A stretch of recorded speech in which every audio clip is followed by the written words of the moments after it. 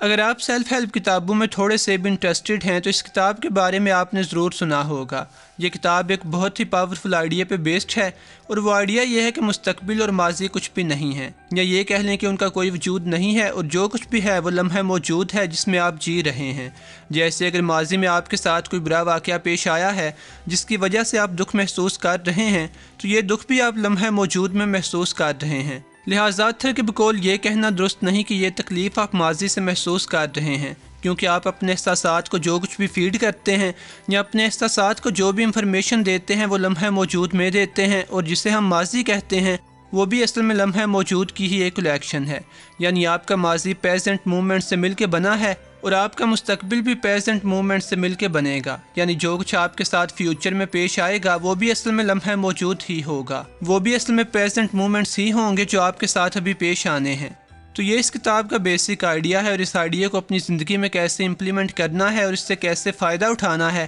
اس پہ ہم آگے بات کرتے ہیں۔ اس کتاب کے آتھر کا نام اکھارڈ ٹولے ہے، جو جرمنی میں پیدا ہوئے تھے، اور پیشے کے لحاظ سے یہ رائٹر اور موٹیویشنل اسپیکر ہیں، اور ان کی یہ کتاب دی پاور آف ناؤ 1997 میں شائع ہوئی تھی۔ اور اگر انٹرنیٹ پہ آپ اس کتاب کے بارے میں لوگوں کے ریویوز دیکھیں تو ہزاروں لوگ ہیں جو اس کتاب سے اپنی زندگی بدل جانے کی قسمیں کھاتے ملیں گے۔ یہ آتھر کا انٹروڈکشن تھا، مختصر تھا، اور اب آئیے باقی کی سمری دیکھتے ہیں۔ اگر آپ اس چینل پر آج پہلی دفعہ آئے ہیں تو مزید ویڈیوز دیکھنے کے لیے چینل کو سبسکرائب کر لیں۔ تو آتھر کہتے ہیں کہ ہماری جو 90% پین اور ذہنی اذیت ہے وہ صرف اس وجہ سے ہوتی ہے کہ ہم جان بوجھ کر اپنے ماضی یا مستقبل کو یہ اجازت دیتے ہیں کہ یہ ہمارا ذہنی سکون برباد کریں، اور یہ فنامنا آتھر کے نزدیک کوئی اہمیت نہیں رکھتا، کیونکہ آتھر کے نزدیک ماضی یا مستقبل کا کوئی وجود نہیں ہے۔ جو الفاظ آتھر نے استعمال کیے ہیں وہ یہ ہیں: The past cannot survive in your presence, it can only survive in your absence، جس کا مفہوم یہ ہے کہ اگر آپ لمحہ موجود میں پریزنٹ ہیں تو ماضی کا نیگیٹو انفلوئنس یا ماضی کے برے اثرات آپ کی زندگی کو خراب نہیں کریں گے۔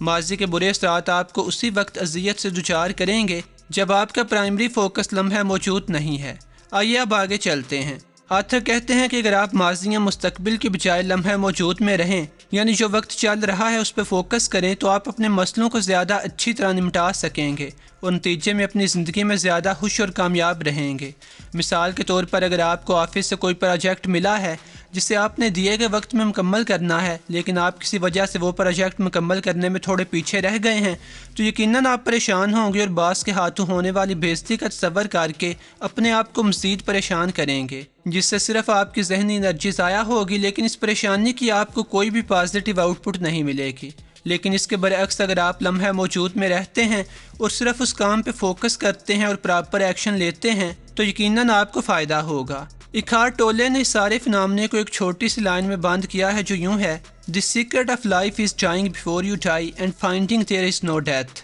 اب شاید یہ کوٹیشن کچھ لوگوں کو عجیب سی لگے، یعنی سیکرٹ آف لائف یہ ہے کہ آپ مرنے سے پہلے مر جائیں اور بعد میں آپ کو پتہ چلے کہ موت نام کی کوئی چیز تھی ہی نہیں۔ اب میرے خیال میں یہاں پہ آتھر جو کہنا چاہتے ہیں، اور یہ صرف میرا خیال ہے، کہ مرنے سے پہلے مر جانے کا مطلب یہ ہے کہ آپ فیوچر کے بارے میں پریشان نہ ہوں، تو آخر میں آپ کو پتہ چلے گا کہ فیوچر میں کوئی پریشانی تھی ہی نہیں۔ یعنی اگر آپ فیوچر کے نیگیٹو اثرات کے بارے میں پریشان نہ ہو کہ کوئی کام کریں گے تو آپ ویسے ہی کامیاب ہو چکے ہوں گے، اور دیر ول بی نو ڈیتھ، یعنی کوئی پریشانی بھی نہیں ہوگی۔ اکھارڈ ٹولے کا اگلا پوائنٹ یہ ہے کہ ہماری پریشانی اور اذیت کا ایک بڑا ذریعہ ان چیزوں کے بارے میں پریشان ہونا ہے جن چیزوں پہ ہمارا کوئی کنٹرول نہیں ہے۔ اب اس کی ایک وضاحت تو یہ ہے کہ کچھ لوگ اپنی شکل کے اچھا نہ ہونے کی وجہ سے خوش نہیں رہتے یا اپنے آپ کو پسند نہیں کرتے، اور یہی خواہش کرتے رہتے ہیں کہ کاش وہ اس سے اچھے دکھتے ہوتے، لیکن فیکٹ یہ ہے کہ اپنے چہرے کے حد و حال پہ ان کا کوئی کنٹرول نہیں ہے۔ اور دوسری وضاحت یہ ہے کہ ماضی یا مستقبل کو کنٹرول کرنے کی فکر میں رہنا،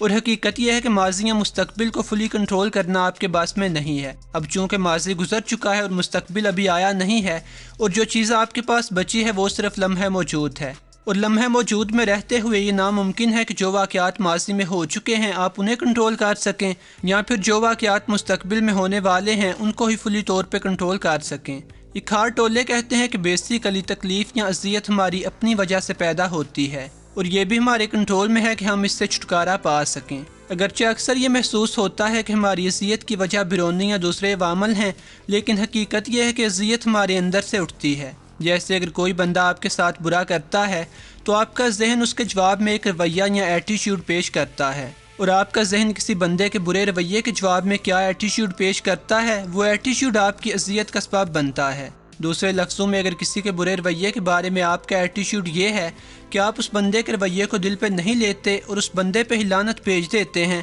تو آپ اس اسپیسیفک میٹر میں اپنی اذیت کو کنٹرول کر سکتے ہیں۔ اب جہاں پہ یہ بک دی پاور آف ناؤ یہ کہتی ہے کہ آپ اپنے ایٹیٹیوڈ کے ذریعے اپنی اذیت پہ کنٹرول کر سکتے ہیں، وہیں پہ یہ کتاب انوائڈیبل پین کے وجود سے بھی انکار نہیں کرتی، یعنی ناگہانی قسم کی اذیت کا وجود بھی تسلیم کرتی ہے اور اس سے نمٹنے کے لیے بھی آپ کو سجیشنز دیتی ہے۔ اب انوائڈیبل پین ہے کیا؟ تو اس کی مثال یہ ہے کہ جیسے آپ کے کسی بہت قریبی دوست یا عزیز کا فوت ہو جانا، اور چونکہ موت تو ہر بندے کو آنی ہے، تو اس لیے اس قسم کی تکلیف یا اذیت سے بچنا تقریباً ناممکن ہے، اور اس کے لیے کھار ٹولے یہ سجیسٹ کرتے ہیں کہ آپ کو چاہیے کہ انوائڈیبل پین کو ایکسیپٹ کر لیں، کیونکہ یہ زندگی کا حصہ ہے جسے ماڈیفائی نہیں کیا جا سکتا۔ اور ایسے واقعات کو ایکسیپٹ کرنے کا مطلب یہ ہے کہ آپ اپنے دل میں یہ سوچنا بند کر دیں کہ کاش ایسا نہ ہوتا، یا کاش فلاں واقعہ پیش نہ آتا، یا کاش میں بھی خوبصورت دکھتا ہوتا۔ اب اس پوائنٹ کے بارے میں، یعنی کسی صدمے یا برے واقعے کو کیسے ہینڈل کریں، اس پہ میں پہلے سے ڈیٹیل میں ایک ویڈیو بنا چکا ہوں،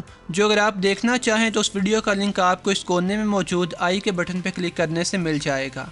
اکھار ٹولے کہتے ہیں کہ جتنے بھی آرٹسٹ لوگ ہیں، جیسے پینٹرز یا رائٹرز وغیرہ، اب چاہے یہ لوگ خود اس بات پہ غور کرتے ہوں یا نہ کرتے ہوں، لیکن جب بھی یہ کوئی نئی چیز تخلیق کرنے کی کوشش کرتے ہیں تو اصل میں لمحہ موجود سے ہی شروع کرتے ہیں۔ اور اس کا مطلب یہ ہے، جو مجھے سمجھ آئی ہے، جیسے اگر کسی رائٹر کی مثال لیں جس نے کوئی کہانیاں، ناول وغیرہ لکھا ہے، تو اس رائٹر کے پاس پہلے سے ہی ساری کہانی موجود نہیں تھی۔ اس نے کہانی لکھنے کا آغاز کسی ایک پوائنٹ سے کیا تھا، اور ساتھ ساتھ نئے کریکٹرز بھی تخلیق ہوتے رہے۔ ویلن کے بارے میں بھی رائٹر نے لکھا، اور اسی طرح سارا ناول وجود میں آیا۔ اسی طرح بعض رائٹرز ایسے ہوتے ہیں جو پہلے اپنے ذہن میں ویلن کے کریکٹر کو تخلیق کرتے ہیں اور پھر اسی حساب سے اپنے ہیرو، ہیروئن یا باقی لوگوں کے گرد کہانی بناتے ہیں۔ لیکن یہ رائٹرز جو بھی شروع کرتے ہیں کسی ایک پوائنٹ یا لمحے سے شروع کرتے ہیں، کیونکہ سارے ناول کا ایک ہی بار ذہن میں سما جانا ممکن نہیں ہے۔ مجھے یاد ہے کہ میں نے سعادت حسن منٹو کے بارے میں کہیں پڑھا تھا کہ انہوں نے بہت سے افسانے مختلف رسالوں کے دفتروں میں بیٹھ کے لکھے۔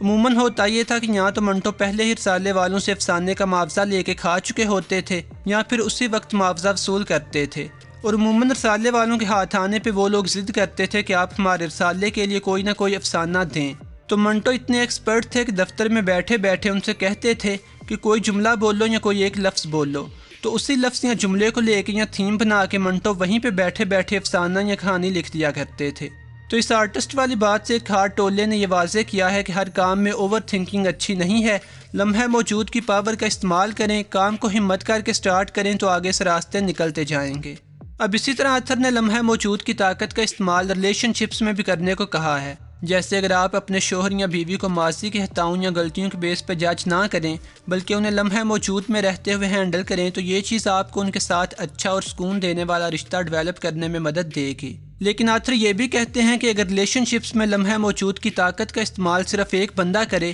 تو اس سے اور زیادہ مشکل ہو جائے گی، کیونکہ ایک بندہ لمحہ موجود میں رہتے ہوئے دوسرے کو ٹریٹ کرے گا اور دوسرا بندہ پہلے بندے کو ماضی کے ڈاؤٹس اور تعصب کے ساتھ، اور ایسا ہونے کی صورت میں ایک بندے کے لیے اور زیادہ تکلیف دہ حالات پیدا ہوں گے۔ تو اس لیے ریلیشن شپس میں دی پاور آف ناؤ کا استعمال دونوں طرف سے ہونا چاہیے۔ تو میاں یا بیوی میں سے ایک بندہ بیٹھ کے سکون سے دوسرے بندے کو کہہ سکتا ہے کہ ماضی کی نیگیٹو اور بری باتوں کو دبا دیتے ہیں اور آج سے نئی صاف سلیٹ کے ساتھ شروع کرتے ہیں، اور یہاں سے میاں اور بیوی ایک دوسرے کے ساتھ مخلصانہ رویے اور ایمانداری کا مظاہرہ کریں۔ اب اکھار ٹولے کی اس کتاب کے تقریباً 250 پیجز ہیں، اور جو چیز آپ ان 250 پیجز سے سیکھیں گے وہ 10-12 منٹ کی سمری میں سیکھنا ممکن نہیں ہے۔ اس کتاب کی سمری لکھنا کافی مشکل تھا، لیکن میں نے اپنی سی کوشش کی ہے کہ کم سے کم وقت میں آپ کو زیادہ سے زیادہ سمجھا سکوں۔ یہ کتاب دی پاور آف ناؤ آپ کو پریکٹیکل طریقوں سے سکھاتی ہے کہ کیسے ماضی یا مستقبل کے بارے میں اوور تھنکنگ بند کریں اور ماضی یا مستقبل کے نیگیٹو اثرات سے اپنے حال کو علیحدہ کریں،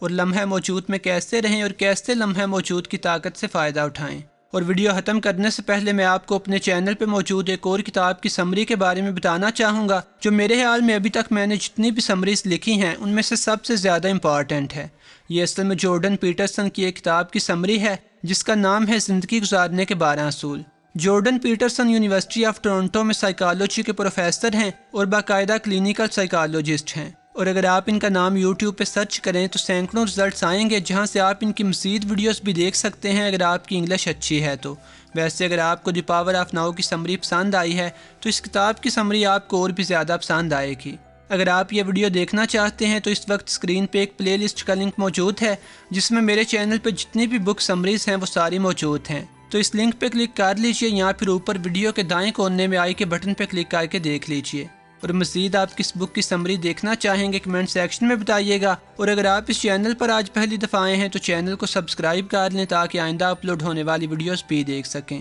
खुदा हाफिज़।